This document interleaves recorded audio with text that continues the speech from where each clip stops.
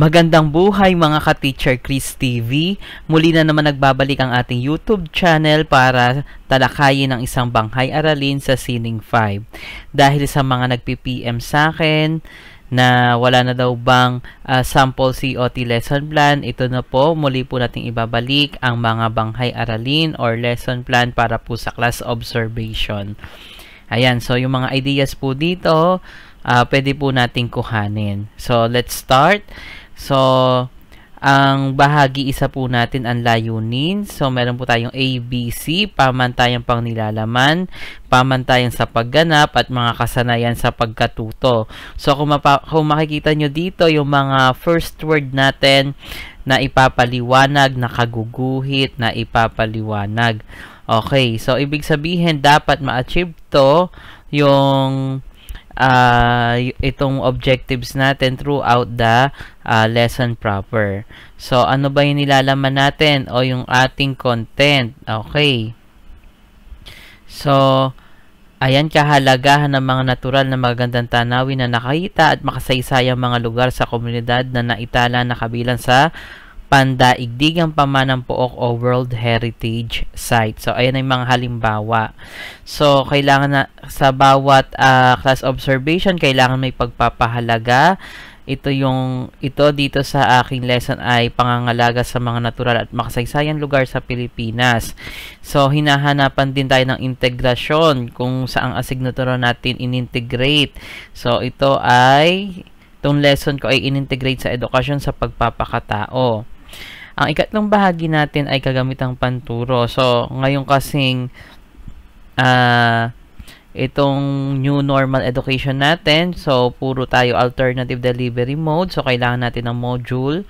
So, ang ginamit ko dito ay module Arts 5. So, for second grading.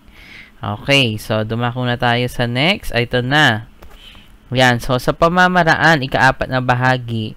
So magkaroon muna tayo ng mga panimulang gawain. Hahanapin din yan ng inyong mga school head. So kailangan ng pagdarasal, attendance sa mga bata, yung house rules, at pwede rin pampasiglang kanta or mag-exercise kayo. Pwede rin yung simpleng hands up, hands down, inhale, exhale. Okay na yun para ma-relax sa mga bata. So, ngayon magbalik-aral tayo. Ayan. So, letter A, balik-aral. So, ano ba ang nilalaman ng balik-aral natin? So, kung makikita nyo, ginamit ko si Dora bilang main character dito sa lesson ko. So, umikot lang yung lesson ko kay Dora. So, tingnan nyo hanggang dulo kung ano ba ang kakalabasan nitong lesson na to para maging interesting talaga itong class observation na ito. So, una, tingnan nyo, sabi ni Dora, "Hello mga bata, ako si Dora. Tulungan nyo naman akong sagutan ang balik-aral." So, after nyan, halina't maglaro ng nawawalang letra. So, napakadali lang. So, may PowerPoint tayo nyan. Hopefully, ma-upload ko din dito. At sana magamit rin ng iba nating mga co-teachers. Ayan.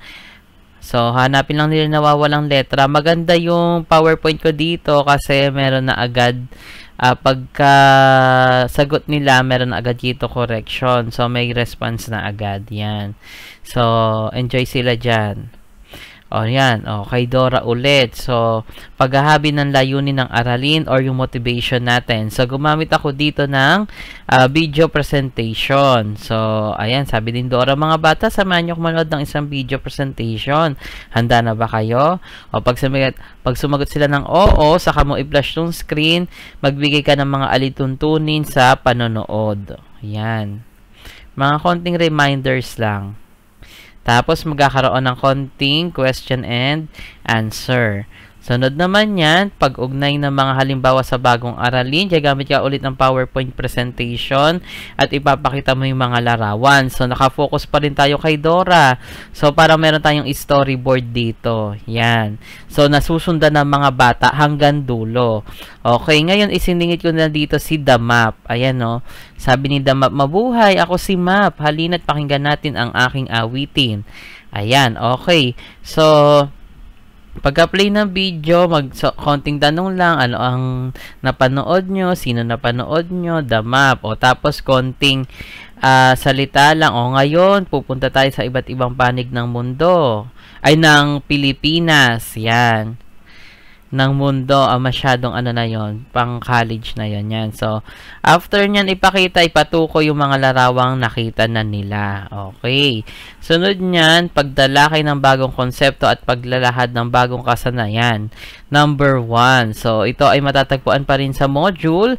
Nasa suriin pahina 3 to 4. So, dito yung ginawa nating technique o strategy dito ay paggamit pa rin ng laro ng deal or no deal. So, maglalaro sila ng jumbled letters. Maganda rin yan kasi kung mapapansin nyo, yan ay naka-hyperlink. Soon, ipapakita ko rin sa inyo yan, yung hyperlink na yan. So, pwede ko rin isend sa inyo. Okay, so maglalaro ng deal or no deal, paglalaro. Kasi diba si Dora, bata siya, tapos mahilig siya maglaro. So, dito, learning is fun sa class observation talaga na ito. So, letter E natin, pagtalakay ng bagong konsepto number 2. So, nasa modules pa din, pagyamaning gawain isa, pahina 6. So, maglalaro kayo ng maglaro tayo ng sagot mo, ipakita mo. Ngayon, ang isinali ko naman dito ay si Diego. Ayan, naka-flash din yan sa screen isa-isa para malaki yung mga letters. Hindi siya buo na 1, 2, 3, 4, 5. Yan, so napakadali lang talaga nitong lesson na to. Okay, sa F naman, pagyamanin gawain 2, pahina 6.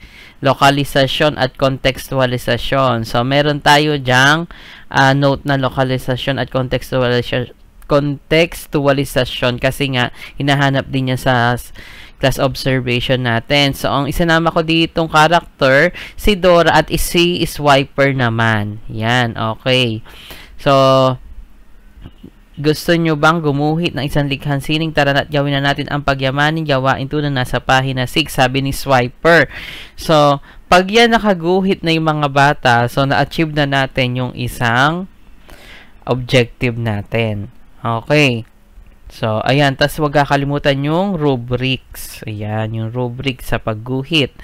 So, after nya magkakaroon ng malayang talakayan. Tapos, pwede rin talakayin yung, kaya siya ito kasi ay sa bayan kami ng Bukawi. Pwede magkaroon rin ng talakayan tungkol sa pagoda ng bayan ng Bukawi o yung meron din kaming River Town, Bukawi River Town Wonders. So, pwede rin yung talakayan para magkaroon ng lokalisasyon at kontekstualisasyon. So, ito na yung pagpapahalaga natin, integrasyon sa edukasyon sa pagpapakatao. Simple lang, mga questions lang para mabilis. Yan. So, nagustuhan nyo ba ang inyong ginawa? Madali ba ang inyong ginawa? Bakit kaya ito naging madali?